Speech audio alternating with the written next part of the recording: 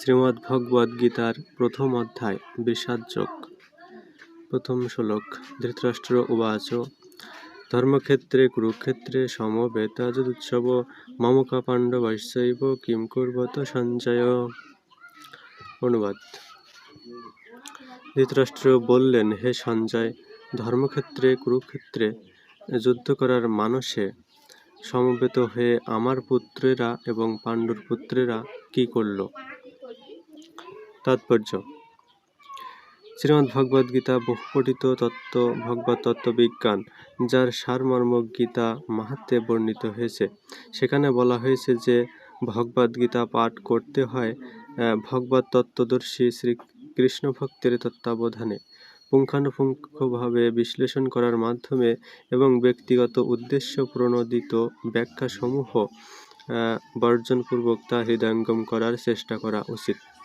যথাযথ হৃদয়ঙ্গমের দৃষ্টান্তটি ভগবদ্গীতাতে প্রদান করা হয়েছে অর্জুনের মাধ্যমে, যিনি স্বয়ং ভগবানের কাছ থেকে সরাসরিভাবে গীতা শ্রবণ করার পর তা হৃদয়ঙ্গম করেছিলেন। যদি কেউ গুরু পরম্পরার ধারায় উদ্দেশ্য প্রণোদিত ব্যাখ্যা বর্জন করে ভগবদ্গীতা হৃদয়ঙ্গম করবার সৌভাগ্য অর্জন করেন, তাহলে তিনি সমস্ত বৈদিক জ্ঞান এবং পৃথিবীর সব রকমের শাস্ত্রসমূহ অধ্যয়নের স্তর অতিক্রম করেন। ভগবদ্গীতা পড়ার সময় আমরা দেখি অন্য সমস্ত শাস্ত্রে যা কিছু আছে তা সবই ভগবদ্গীতায় আছে। উপরোক্ত ভগবদ্গীতায় এমন অনেক তত্ত্ব আছে যা আর কোথাও নেই। এটিই গীতার বিশেষ মাহাত্ম্য। গীতা হচ্ছে পরম তত্ত্ব দর্শন, কারণ পরমেশ্বর ভগবান শ্রীকৃষ্ণ নিজে এই জ্ঞান দান করে গেছেন। মহাভারতে বর্ণিত ধৃতরাষ্ট্র ও সঞ্জয়ের আলোচনার বিষয়বস্তুটি ভগবদ্গীতার মহৎ তত্ত্ব দর্শনের মূল উপাদান। এখানে আমরা জানতে পারি যে এই মহৎ তত্ত্বদর্শন প্রকাশিত হয়েছিল কুরুক্ষেত্রের রণাঙ্গনে, যা সুপ্রাচীন বৈদিক সভ্যতার সময় থেকে পবিত্র তীর্থস্থান রূপে খ্যাত। ভগবান যখন মানুষের উদ্ধারের জন্য স্বয়ং এই পৃথিবীতে অবতরণ করেছিলেন, তখন তিনি পরম তত্ত্ব সমন্বিত এই গীতা দান করেন। ধর্মক্ষেত্র যে স্থানে ধর্মীয় আচারসমূহ অনুষ্ঠিত হয় শব্দটি খুবই তাৎপর্যপূর্ণ, কারণ কুরুক্ষেত্রের যুদ্ধক্ষেত্রে ভগবান শ্রীকৃষ্ণ অর্জুনের পক্ষ অবলম্বন করেছিলেন। কৌরবদের পিতা ধৃতরাষ্ট্র তার পুত্রদের চূড়ান্ত জয়ের সম্ভাবনা সম্বন্ধে অত্যন্ত সন্দিগ্ধ ছিলেন। তাই দ্বিধাগ্রস্ত চিত্তে তিনি তার সচিব সঞ্জয়ের কাছে জানতে চাইলেন তারা কি করল। তিনি নিশ্চিত ছিলেন যে তার পুত্রেরা ও তার কনিষ্ঠ ভ্রাতা পাণ্ডুর পুত্রেরা যুদ্ধক্ষেত্রের ভূমিতে যুদ্ধ করার মানসেই সমবেত হয়েছে। তবু তার অনুসন্ধানটি ছিল তাৎপর্যপূর্ণ। তিনি চাননি যে পাণ্ডব ও কৌরবদের মধ্যে কোনো আপোষ মীমাংসা হোক। তিনি আশা করেছিলেন যে যুদ্ধে তার পুত্রদের ভাগ্য সুনিশ্চিত হোক। যেহেতু এই যুদ্ধের আয়োজন হয়েছিল কুরুক্ষেত্রে,